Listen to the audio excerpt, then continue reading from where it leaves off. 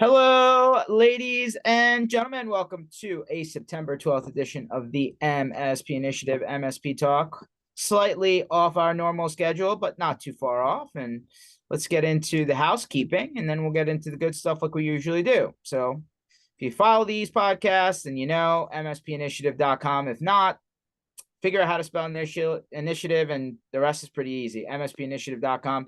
This session, for example, is recorded, and you will find it under the sessions page of MSPinitiative.com. We have all these sessions going back to March of 2020, believe it or not. They're in podcast, video, YouTube format. Basically, pick what fits you best and like, subscribe, download, share, all that good stuff. You know what to do. We have our educational in-person event happening again in Denver, coming up here in 2 weeks, September 25th and 26th. So our agenda is posted, day 1 and day 2. We have panels in the morning and workshops in the afternoon. You'll see 4 MSP panels with multiple MSP business owners that I think you would want to hear from. People who have been in the trench and know a few things that work and don't work. So why not learn from the people who have done it? And then we have specialists and workshop holders that will be doing more than a 45-minute death by PowerPoint with a credit card swipe at the end because, we want to charge you to learn more. No, these are absolutely covered. We brought all these experts in to do workshops 2 hours at a time. You can switch in between. They're run twice, multiple topics across the industry. By the way, this event is totally free for an MSP to register and join. There is no $2.99, $9.99, $12.99 registration fee. It is free. You do have to get there. And so time and a little bit of travel is what it will cost you to benefit from 2 days of what we feel is really good educational content. So take advantage while you can. I think it would be worth your while. Then we have the MSP block parties, what we're pretty well known for. There are 4 left between now and the end of the year, so pay close attention. If you're headed to PAX 8 Beyond in Berlin, Germany, that's right after Oktoberfest, because if you didn't know, Oktoberfest ends in September in Germany, but we're holding a beer theme. We'll be doing our block party in Berlin on October 14th, which is the second night of the PAX 8 Beyond Berlin event at 9 p.m. Yes, we are transporting everyone there. You will absolutely love this venue. It holds to the beer brewery theme. This place is absolutely awesome. So we're looking forward to connecting with you there. Then we turn around, we burn some more airline miles, we head to Miami. If you're headed to DattoCon Miami, we'll be holding a block party on the second night of DattoCon Miami at the Fountain Blue at Live Nightclub, which is on property on October 29th at 9:30 p.m. No transportation required because you can literally just walk into the lobby and it will be right in front of you. Again, join us there in Miami on South Beach. Then we have the big one, IT Nation Connect in Orlando. And 2 years ago, All American Rejects. Last year, Better Than Azure Sugar Ray and Tonic. This year, we're happy to announce that we are bringing you Flow Rider. That's right. Get your apple bottom jeans and the boots and the fur out. And we were having a special performance by Flow Rider himself. Don't miss it. Once again, absolutely 100% free for an MSP to join us. These are literally designed for you. Take advantage. How often do you get free concerts? I don't know. Maybe not often. And then we close out the year at DattoCon Sydney. So if you're headed to, the great Darling Harbor on November 12th, which is the second night of DattoCon Sydney, we'll be right down the street from the conference hotel at 8:30 p.m. Until close. So all of these block parties are designed to be absolutely great networking events, food, beverages covered, a little bit of entertainment, or a lot of entertainment if you like Flow Rider. So definitely join us and register ahead of time so you do not get stuck standing in line. Then we have some MSP community offers from vendors from around the industry. If you can take advantage, feel free to do so. And then the industry calendar that goes until the end of the year, which, quite frankly, we are in what we like to call here at MSP Initiative the gauntlet, because all of these events that are very large happen in like a 60, let's call it 90-day window, and you can definitely burn some travel time in between that window. So there's all the housekeeping. MSPinitiative.com. It's all there for you. All the questions are answered. All the ways to register are there. Please, please, please take advantage. Awesome. So now that all of that is out of the way, we get on to our guest, first time on the show, Jason from ISO 360. And, if you wonder why are we, for the people who do catch this live, doing this an hour later than normal, we're trying to accommodate our friends from down under, which Jason is in the great country of Australia. How you doing today, Jason?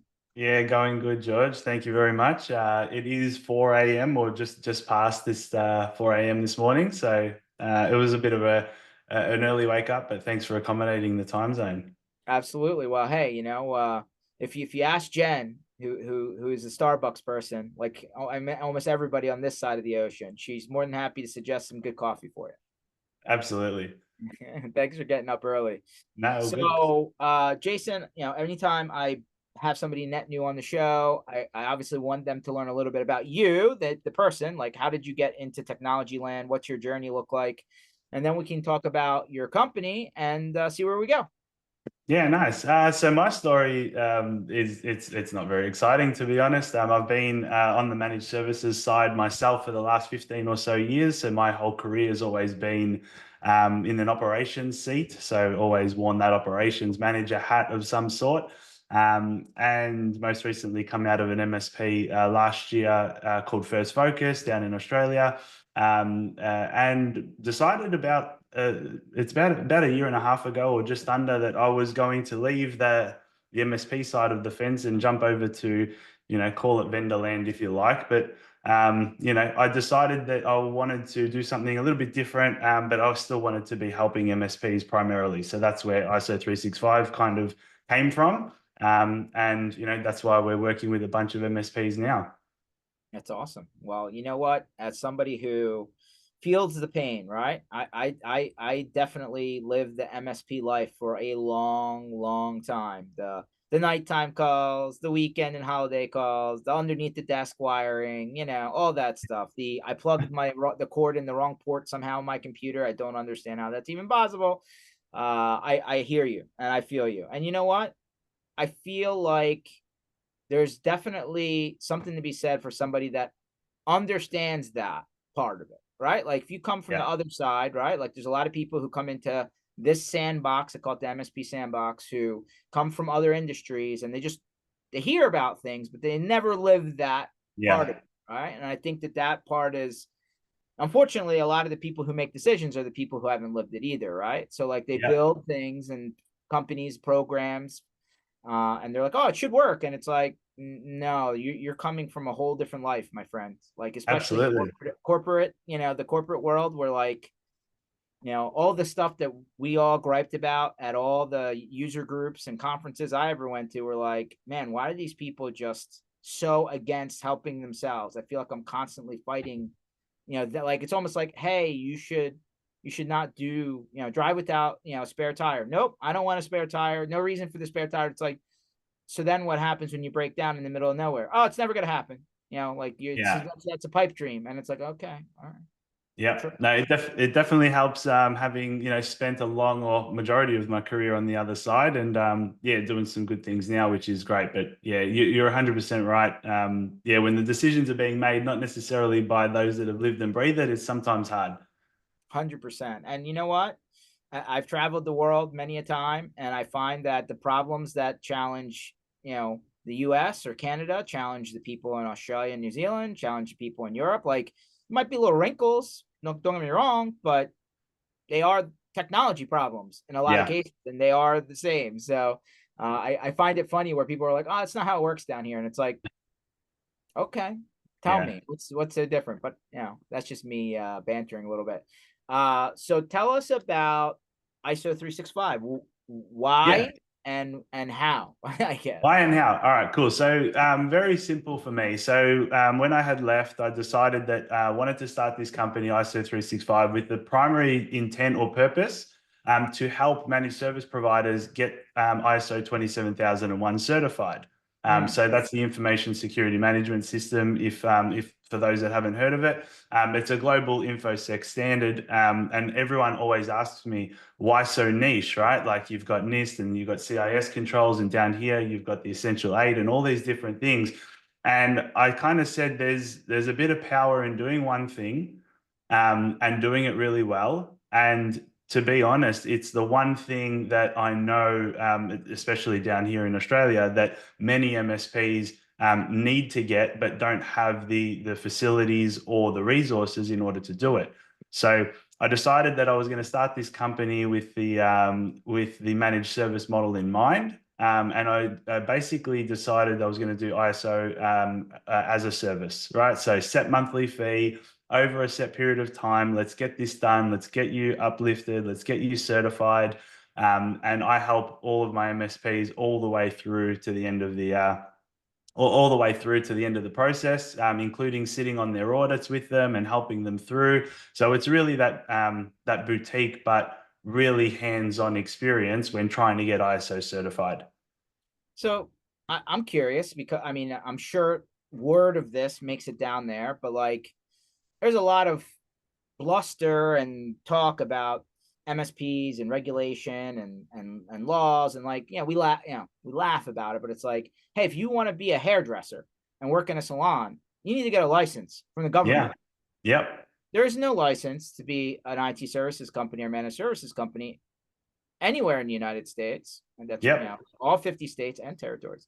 And so, is there some sort of legal or government requirement to have ISO 27000? Like, what? No. When you say they need it, Yeah. tell us why. Why do they need it? I'll tell you what's happening down here. So we're in the exact same boat as you are, right? There is no formal kind of compliance framework or anything being pushed down. There's the that all the governments want each of the countries to be as cyber safe as possible and cyber secure as possible, and all of these great initiatives. But there's all of these different standards out there that are all great. Don't get me wrong. It's never a ISO 27001 or a NIST or a this or that. It's always an and, right? The reason I aligned with 27001 is because it is a global standard, and it doesn't matter what controls you're using underneath, whether it's NIST or CIS or whatever. You can put a nice umbrella over the top, which is this ISO 27001 certification, and you can actually end up with a certificate that you can provide your clients to say, hey, we've opened our doors to auditors, right? Yeah, under the hood, it's NIST or it's CIS or whatever, but we've also done a gap analysis and we've put 27001 in so that it's not a self-assessment. It's actually an external assessment that you can trust, that has our business name and our scope statement of who we are and what we do. And it just helps to sell, right? It helps to sell, and it helps to prove or elevate, I should say, that, next to your competitor down the road, you've actually gone and invested in this stuff and see value in being able to provide your clients with like a certificate of some sort to say, hey, we've been externally audited and, we passed. So, okay, that's fair. And like, there's, one could argue the other side of the argument, which is like, hey, the lawyer down the street that I want to sell IT services to may have no clue what ISO 27000 is or ISO 2700 is, and like they have to like Google it, right, to figure out exactly what it does and like why the certificate even matter, right? Sure. Yeah. So number one, when you say it helps, like kind of like validate you, I would love to hear from your perspective how that conversation goes with your prospective end customer when it comes to this. And then the next question that logically comes into mind is like, what does this even look like? Like, what is the process? Okay. Yeah, nice. So two parts to that question there. I'll try to remember them both at 4 a.m. But the first thing is that down here at least, the end client generally knows what it is. The higher end they are, or closer to government agency style, they already know what it is. It's kind of it's almost their benchmark to, or ticket to play, if you will, right? So if there's a tender that's being released from a government agency, it's generally in Australia going to have, do you have an information security framework, which in this case, they're referring to 27001. And then the next question will be, is it a certified framework, right? Do you have an external certificate? It's kind of their ticket to play. So totally get you. If your client has no idea what it is, it's going to be a hard sell to give them a nice piece of paper that probably costs you a lot of money and say, hey, look how good we are. And they go, well, I don't even know what this is, right? There's got to be an understanding there on the client side. And it's generally a certain level of client that you're probably dealing with, or you already have in your client base. And I generally always say to an MSP, just look at your largest client, and if you think that they could be on this route, that's where you should start, right? Because nobody can afford to lose their largest client. If it's, if it's one of your lower level clients, whatever, and you can afford to lose them, if you don't have this certification, then that's a decision you can make. But otherwise, yeah, it does need to be known on the other end. And what does fair. it? That's fair. Yeah, I'll pause you for a second. Like, you know, over here from a government standpoint, federal government, which is the largest employer in this country, um, like CMMC, right, is like the one that comes up. It's like what you're supposed to do if you're selling the government, specifically the Defense Department yeah, agencies. It's starting to trickle into other areas. And they're like, here's the problem. Most MSPs are like, I don't even deal with the government. I don't want to deal yeah, with the government. Like, it's too much red tape. I'm not big enough, yada, yada, yada. Of course, the other side of the argument is, well, you may not, but your larger customers who are in the supply chain somewhere are going to end up having to deal with it. And if you can't play the game, then they have to find somebody else who can. And then that's where you get hurt yeah, downstream, right? So, like, similar exactly. conversation here, except Yeah, there is no CMMC, Australia edition, right? They're yeah, just saying, hey, there's a lot of frameworks out there. We're not going to dictate to you at the moment which one we want you to do, but like you need to have yeah. certain tick boxes in order to at least even put your name in. Of course, and yeah, you raise a great point as well, because yeah, the higher up you do get into government, even here, it changes yet again, right? So 27,001 isn't almost, it's not the top. It's that ticket to play down here, and it's starting to become that anyway. So yeah, definitely valid there. And I think the second question you had for me, if I'm remembering correctly, was what What does is this thing the actually whole look like? like? All right, I pick up the Yeah, phone. I call Jason. Like, Jason, I want I'm to do this. I'm ready. I'm ready to have a conversation about this. How Yeah, long? How much? And like, what do I need? What does this process at a high level actually look like? Because yeah, like, there's only so yeah. many hours in the day, and I like my beach time. Of course, and everyone does, right? So what it looks like, basically, ISO 27001 at its core, information security framework. It's about having the right policies and procedures in place to govern your MSP, right? So we're talking, at a very high level, acceptable use policies, privacy policies, network security policies, mobile device policies, HR security policies, all of the policies that you probably don't have, or you might have one or two, but not 20 or 30, I should say. That is what the framework is kind of dictating what you should have as best practice. And then you go into things like having formal risk registers and these things called corrective action registers, which is an ISO term. It's basically, a root cause analysis, right? So there's all these, it basically helps you build this framework that helps you really stabilize the business.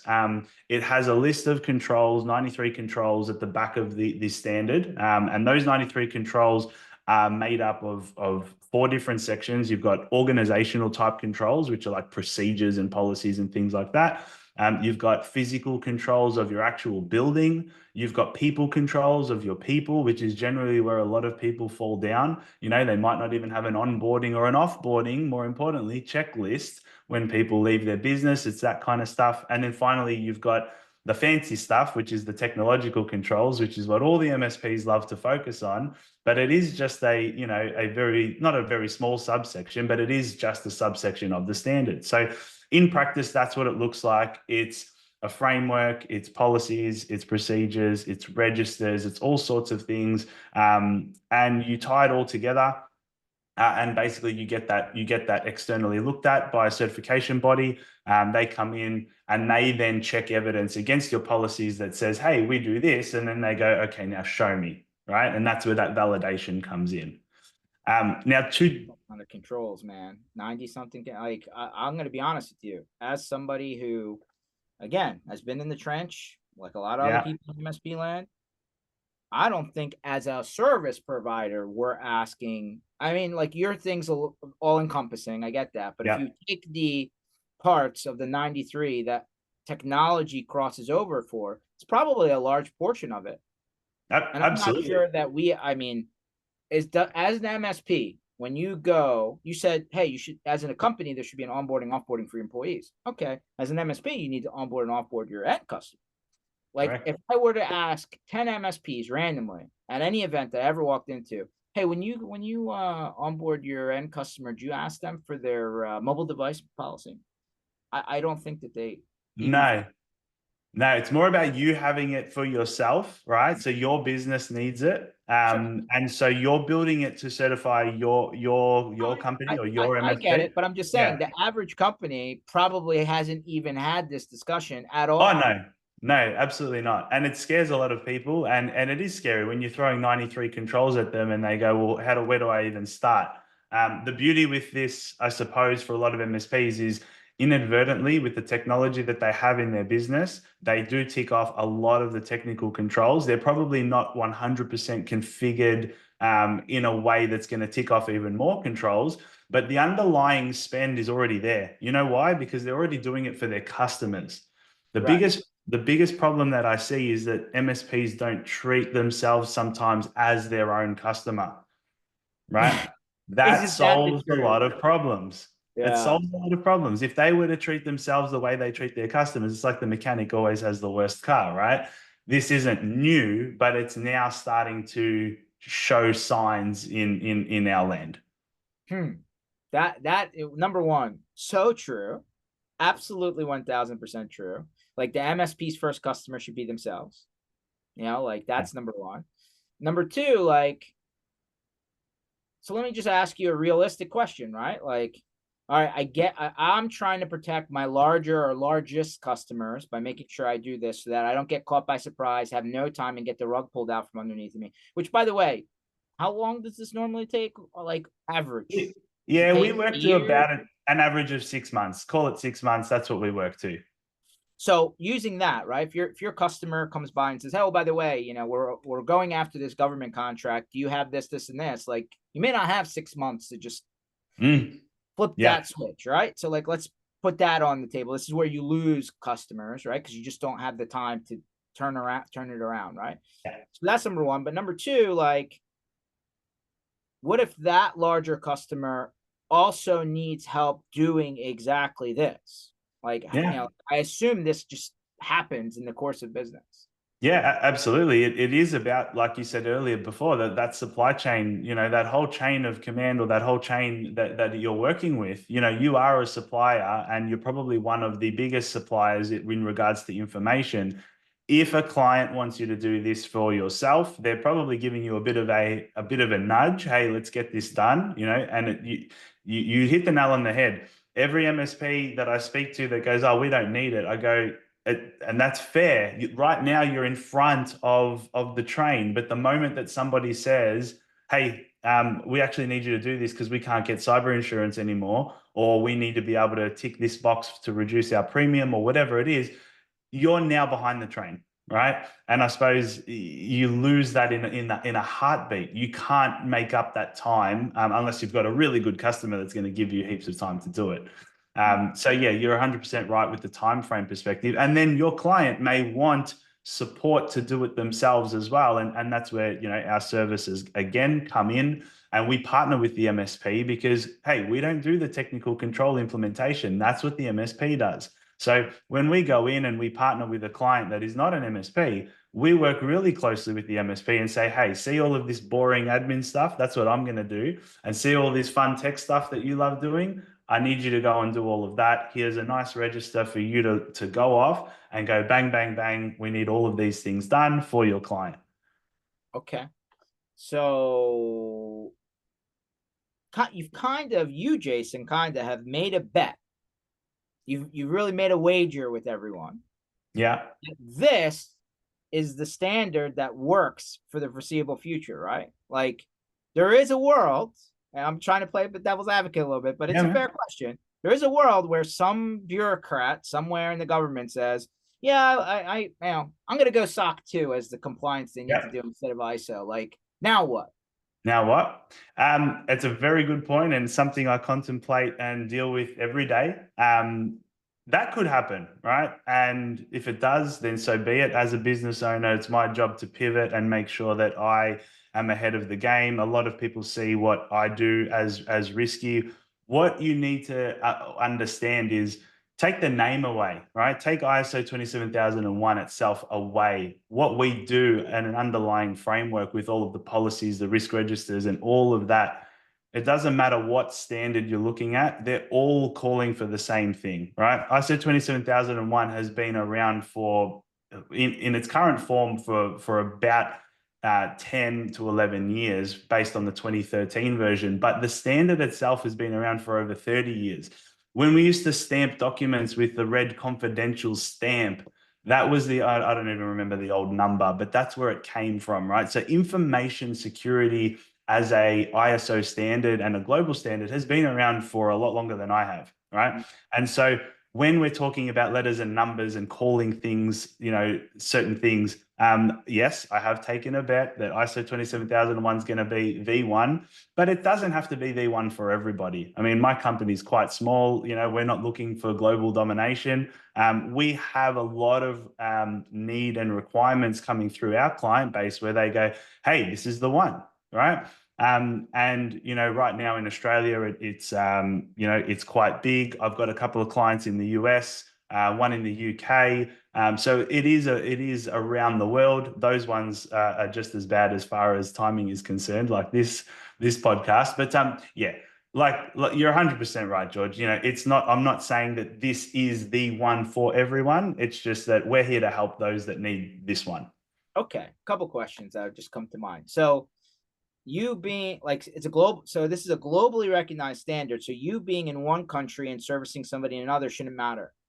No, because what happens is the certification body that comes in and does the audit can be in any jurisdiction that you need, right? So for instance, in Australia, we have this thing called JASANZ, JASANZ. It's the joint accreditation of a system for Australia and New Zealand, right? So all of my Aussie and New Zealand customers, we have a certification body that is accredited by JASANZ to do that. Now, over in the States, or over in Canada, we can use a local certification body where they do the audit, right? They get a different looking certificate than what we get down here, but effectively it's an audit performed by trained and qualified auditors in that jurisdiction. They give you a certificate, and hey, now we're sorted. The audit scope is the same thing. It's just It's somebody exactly the in same your thing. geography. Correct, exactly. So where we have, data breach laws down here, and we need to, if there was a breach to happen, we have to report that to a certain body. That would change over where you are, right? You'd need to figure that out. What are all of your legal requirements, and what are, your regulatory bodies, and all of that. And so that's what changes. But fundamentally, when you're talking about technology, whether you're here in Australia or over there in the States, everyone's kind of using a similar stack anyway. So it truly is that global standard that can be done anywhere. Yeah, I mean, you're 1000% right. I saw it on a slide within the last month. I know everybody always argues the actual number, but I saw on a slide that the estimated number of IT service providers, I don't care whatever acronym you feel like that day, is 400,000. Wow. Yeah. So like, I don't know if everybody will agree with that number. That's a global number. It's not just North America. It's not just Oz. Right? We're talking about the whole thing. Yeah. 400,000, there's a lot. But to your point, the people that we're talking about, and I was just taking a peek at some of the logos coming at the bottom of your screen here on your website. Like I've seen a lot of these MSPs before, right? And like you're right, they have standardized on pretty much one of three ecosystems of products. Sure. And it doesn't matter what country you're in, like the product works the same way. No exactly right. Yeah. 100%. So on, some frameworks require like an interval re-up, right? Annual, every 2 years. Like, how does this work? You put the 6 months in, you get the certificate, and you're done forever? Or like what? Or is there an upkeep? Yeah. So again, this is kind of tying back into how my service works, or my managed service. So what happens is we build the system, first 6 months, call it, then we book your audits, right? We get your auditors in, we get you certified. everyone jumps around. We've got a nice piece of paper. You go give it to your clients. Generally, what happens though is that if an MSP does this themselves, when that high is done, they go back to business as usual, right? They don't go back to the framework, and they don't go back to their risk registers that they've just been compiling for 6 months, and they just go back to BAU. And then 12 months later, on your anniversary date of your certificate, the auditors come back knocking and they say, hey, we're here for your surveillance audit, right?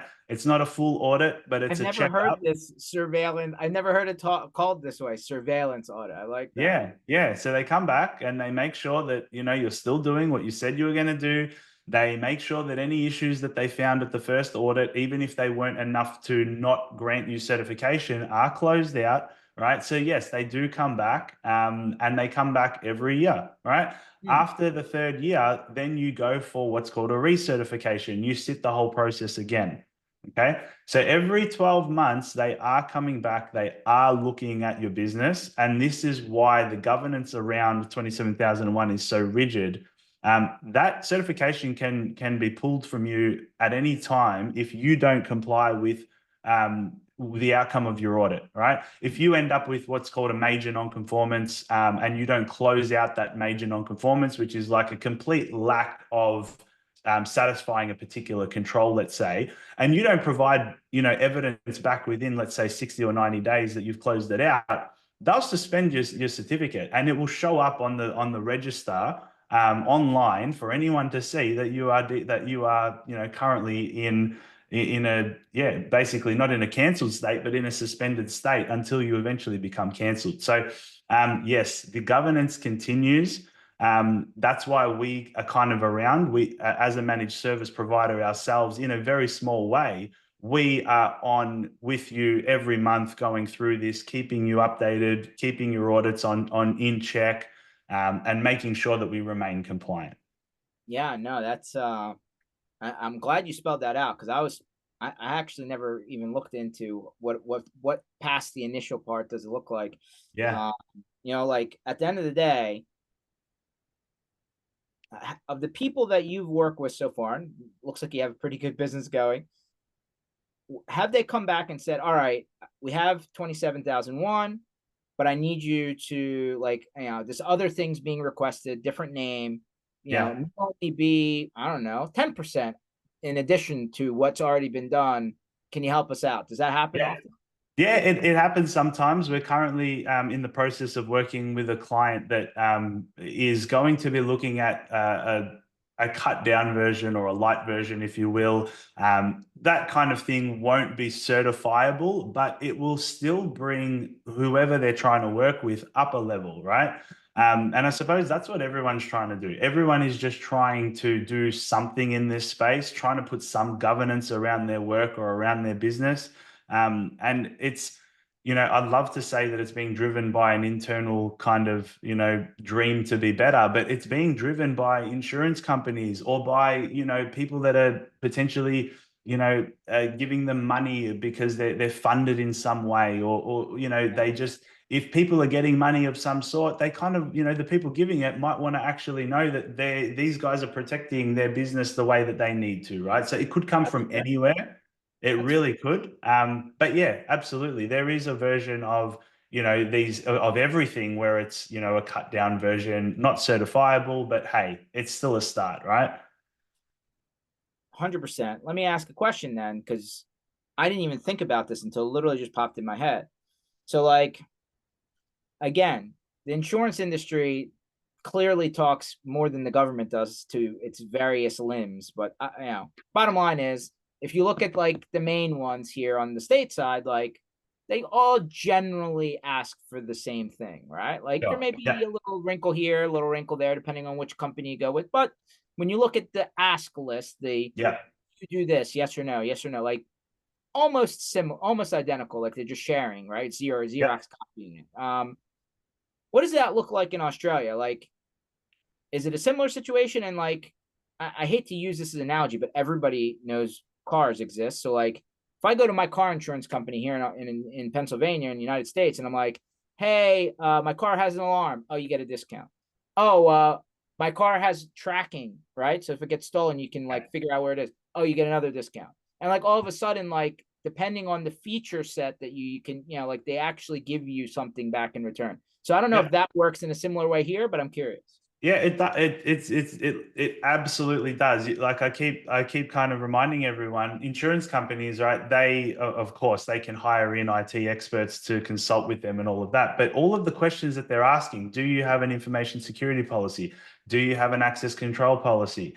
Do you govern this? Do you govern that? They are all coming, or they are all stemming from the core controls of ISO 27001, right? Those questions come from that standard. Now, you have all of your other cybersecurity frameworks, which are a lot more prescriptive on what you need to do. Go and turn this checkbox on. Go and make sure this configuration on this particular platform is X, Y, and Z, right? That is different, and is a level of detail that absolutely will harden your business. But when we're talking about insurance, they're looking the next top level. They're looking at top level policies, for instance, right? They're looking for existence of you actually having some kind of framework. In some cases, they're not asking for it to be certified. In some cases, they are. It depends on what level of insurance you're going for. But all of those questions, and even those dreaded cybersecurity questionnaires that everybody always gets, if you look at what they're asking for, again, do you have an information security policy? Do you have objectives around information security? Do you have access control? All of this all stems from the same place. So do you like take your certificate and like staple it to the questionnaire? Like, what do Yeah, you? no, you fax it in. No, Okay. so you can take your certificate. It's absolutely worth its value. I would love to say that the certificate itself is enough to just say, here's the certificate, bye bye.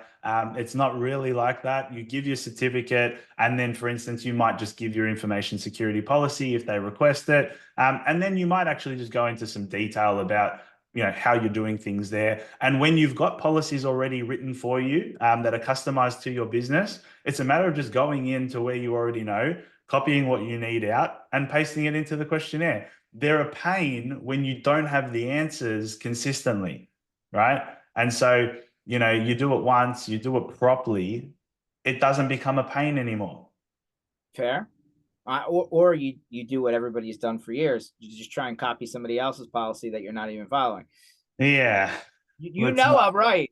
You know that happens. Mate, absolutely. And it goes back to the governance in our industry, right? Like, at what point is someone going to turn around and or the government side, or even, us internally, and say something should be done here. There's really good MSPs out there that are doing the right thing. And there's some really bad MSPs out there that are realistically, if you look under the hood, should they be in business? I don't know, right?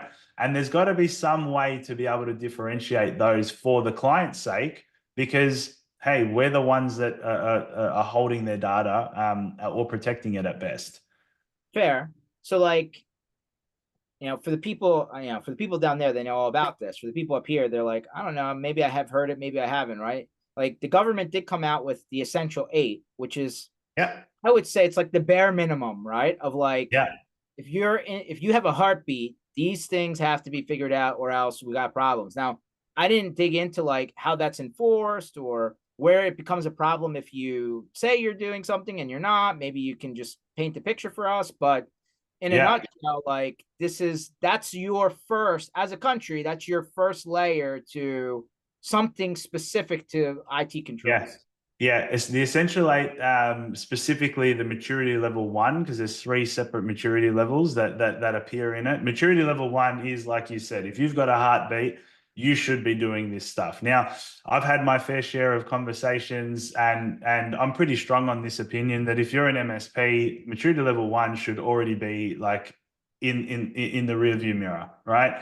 If you're an MSP and we're still trying to work out maturity level one, how are you even getting your clients to maturity level one, right? So, that annoys a lot of people, but hey, the reality is that, these frameworks come out for a reason. That's been out for a really long time already. If we're still not there, what are we doing, right?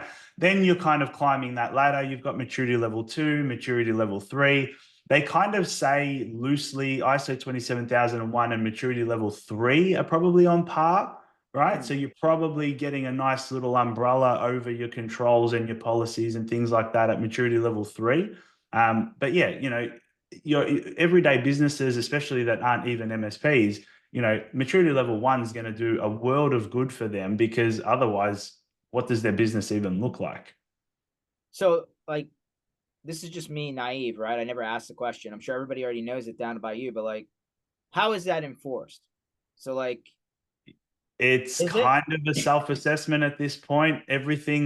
All of them are self-assessments. There may be, like, people may be able to prove me wrong on other frameworks where external auditors come in and do a proper external audit with a certificate. Now, there's heaps of cybersecurity firms that will put their hand up and say, "Hey, yeah, we'll assess you, right?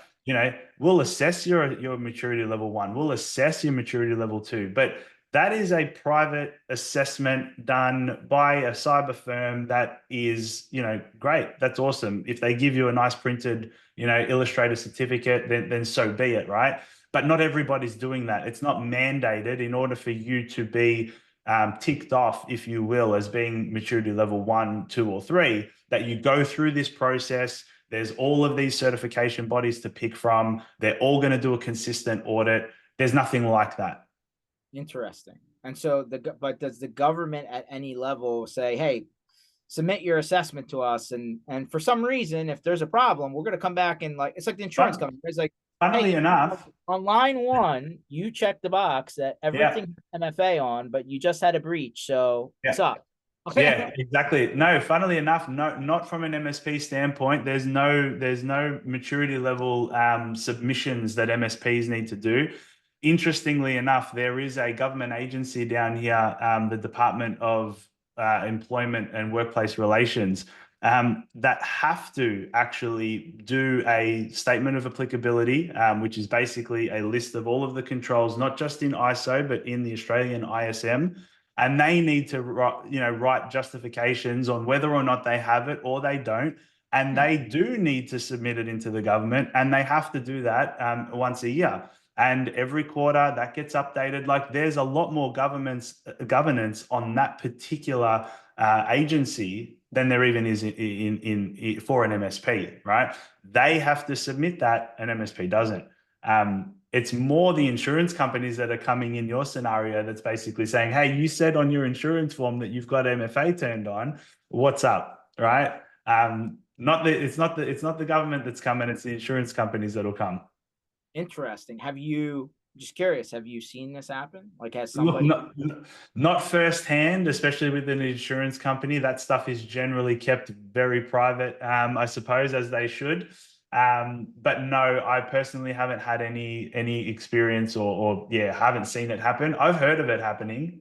Definitely, you tick the wrong box on an insurance form and you've wasted your money. All right, don't do it. There's no point. The moment you need it, it's not going to come through for you. This is Gotcha. not financial advice. I should say that. I always get dragged into the No, insurance kind of it's world. practical advice. It's practical. Practical advice, let's It's call just it that. it's just like you would not. I don't think it is smart personally for anyone to get in a car and not have car insurance. Yeah. Because like, in the scenario where you do get into an issue, now what? Yeah. It gets very expensive very fast. Absolutely, it does. Yeah, and like, nobody wants the six-figure bill in their mailbox, because it No, does happen. very true, mate. So okay, would you say? And I don't know how to even categorize this, right? But like, maybe, we could go back to the Paul Dipples of the world that are like, "Well, we've created a maturity score for every MSP: 1, 2, 3, 4, and 5." Like, Yeah. what level of maturity does an MSP get where this is something where they're like, "Yep, this is what we need to do"? Or I've Yeah. talked to other people who are in a similar place, and they're suggesting that if we haven't done this, to start doing it now. Like, where would Yeah. you think that hits? It's a really good point. Look, 10 years ago, I would have said it was the most mature companies that were needing to get it, right? At the top of that maturity level. But these days, it doesn't even factor in. Like, if you're in business and you're an MSP, And let's say I mean, the smallest company that I've ever worked with to do ISO 27001 was just two directors, right? Yeah. There's two directors. That's it. Their whole business, they've grown now. They're up around that, I don't know, 10 or 15 mark. I'm not saying they've grown because of the standard, but they launched the business. They thought, I want to do this. Let's go. We want to start on the right foot, and they did it. Now, hey, costs also scale with the size of your business. If you're a two-person MSP, you're going to pay X amount, not just with a service like me, but your certification costs are going to be absolutely lower than what they're going to be when you're a 30 or a 40 or an 80 person MSP. So that all scales too, which helps with that maturity level, because we're not now talking about money restricting the outcome, Fair. right? So like when I do my talks or my lunch and learns, I get that question a lot, and I kind of say, at the end of the day, this is going to be governed by your client base, right? It's not about me trying to sell you the ISO. I don't work for the ISO. It's about those that need it and how do we get it for you, because your clients are asking you for it, right? So that's kind of where it all stems from. So the OML, I'd love to say it's only for that top end, to protect those potentially at that lower end, but it's probably the reverse. If you're at that lower maturity level, you probably need this in order to help you boost your maturity level. Okay, I get what you're saying. You're like, hey, if you want to punch above your weight, Yeah. this gives you outside credence to say, hey, listen, I may be small, but I have the same thing they got down the street. So like, Yep. let me put my hat in the ring. Let's see what happens. Absolutely, absolutely. I mean, down here especially because like I definitely haven't been over to the States yet to kind of see the uptake in 27,001, but especially over here, we do see that being the last piece of the puzzle. Oh, we decided to go with this company over your company because they were certified, right? It's the last check. We loved you both, but we had to separate you, and what's a better way to separate two competing bodies than something that's formal and certified? Okay. Well, I got two questions for you that come from that. One, you know, your community best. You live there, right? Yeah. You were to guess what percentage of MSPs that like I'm told between Australia and New Zealand is like 9,000 MSPs. I don't know if that's the real number. Let's just go with it. So what Yeah. percentage of that 9,000 you think have done this? Ah, less than 2%. It's tiny. It's Wow, that's a really small. I thought you were gonna say 10. Nah, what 800 companies? Well, if we talk about 8 or 9,000 MSPs, would 8 or 900 companies in Australia and New Zealand be certain? No, I don't reckon. Look, Hmm. maybe 2%'s low, maybe it's close to five. I could probably run the data. I probably should have run the data. It's quite hard to get. Would be a But look, good yeah, marketing punchline for sure.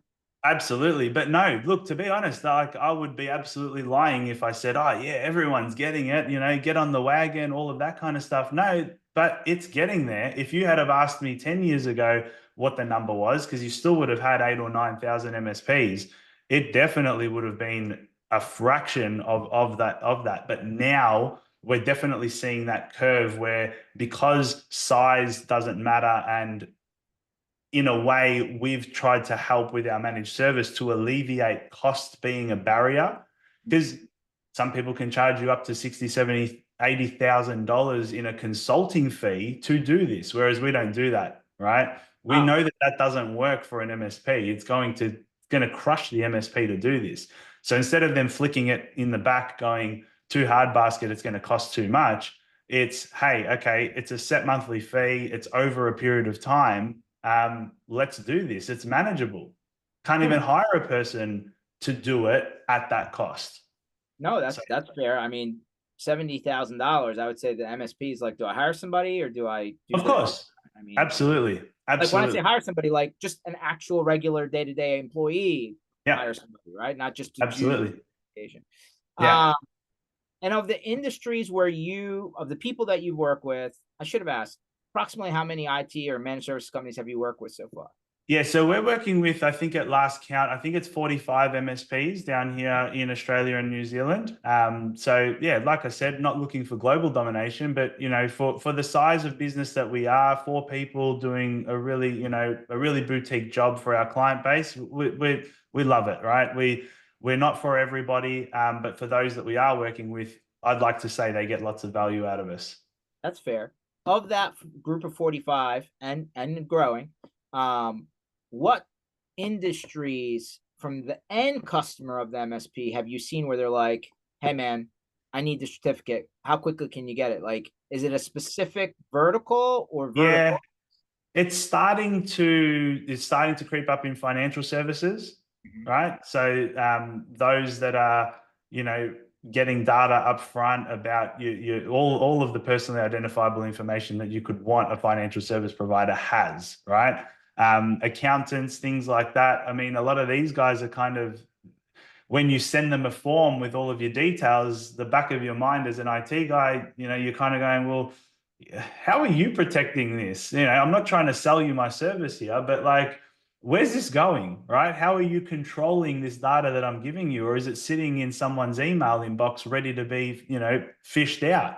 So it's a lot of the professional services industries or government agencies themselves, like I said before with the DWR, that are getting asked as end clients to do this. There's some others. We're starting to look at educational institutions. How many schools have data about all of our kids and their scores and their grades, right? A data breach at a school that all of a sudden has all of the people that are leaving that year, like down here it's year 12, over there I think it's, what is it, it's not sophomore, or Oh, maybe it it's is sophomore, year 12, right? senior All of year. those grades, right? Like, that's all confidential at the end of the day, and this is all the data that we're trying to protect. There has to be some governance around it.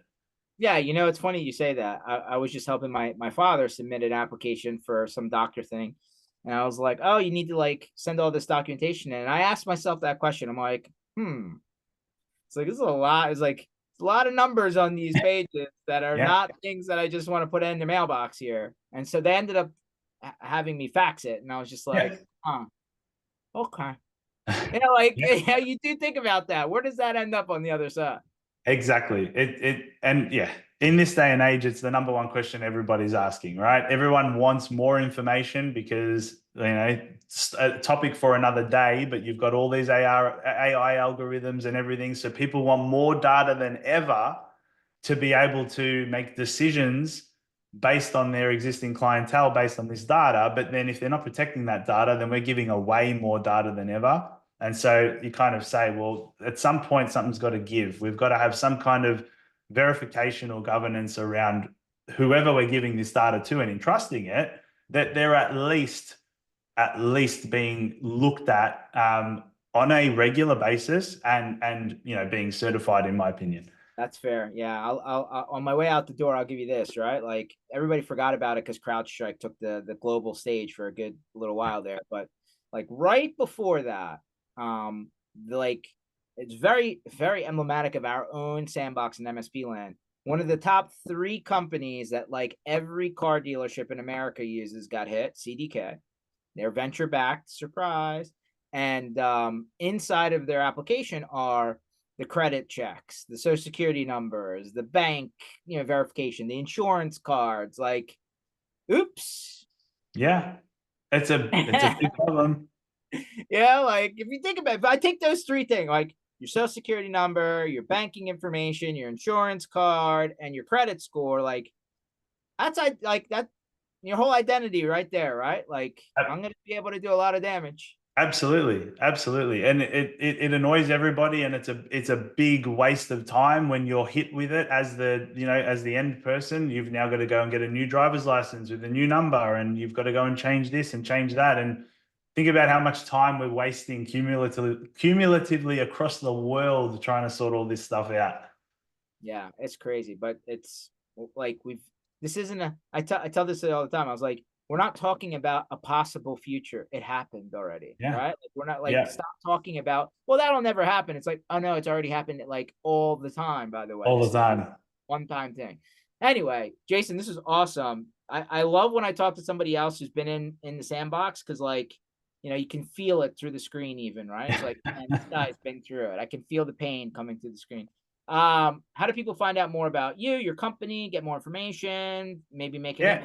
inquiry, all that jazz? Yeah, just really simple for me. I'm on LinkedIn, Jason Maricchiolo. I think if you look for the ISO guy, I might come up. But yeah, please connect with me on LinkedIn. Send me a message. I'll absolutely reach out to you. And if you want to have a chat, doesn't have to be a sales chat, just even a friendly chat about InfoSec. More than happy to chat to anyone. Let's just not make it at 4 a.m. Fair. I apologize for that. When I come down, and I'll be down in, for DattoCon Sydney, which you saw, I will Nice. beers on me. Okay. Easy. I'll Done. take care of that. Okay. You'll remind me, I'm sure. I Uh, will remind you. it's Absolutely. I'll recorded. see you there. I put it out there. Also Jason's website, ISO365.com.au. I was actually poking through as we were talking, just kind of, and I was like, oh, I know those companies, and like kept on scrolling. I was like, I know that guy. I know that guy. I was like, all right, cool. So check out ISO365.com.au. Jason, maybe go. I don't know if you're gonna get back to sleep now, but I sorry for making you start your day a little bit early, but I promise there'll be enough beer to cover you on the other side. Nice, nice. No, it'll be a productive morning for me now. Don't worry. So I'll get stuck into it. But thanks for having me on, George. It was great. Awesome. For everyone else, thank you for tuning into this episode. We recorded it. It'll be on YouTube. It'll be on Podcatcher. It'll be on mspinitiative.com under sessions.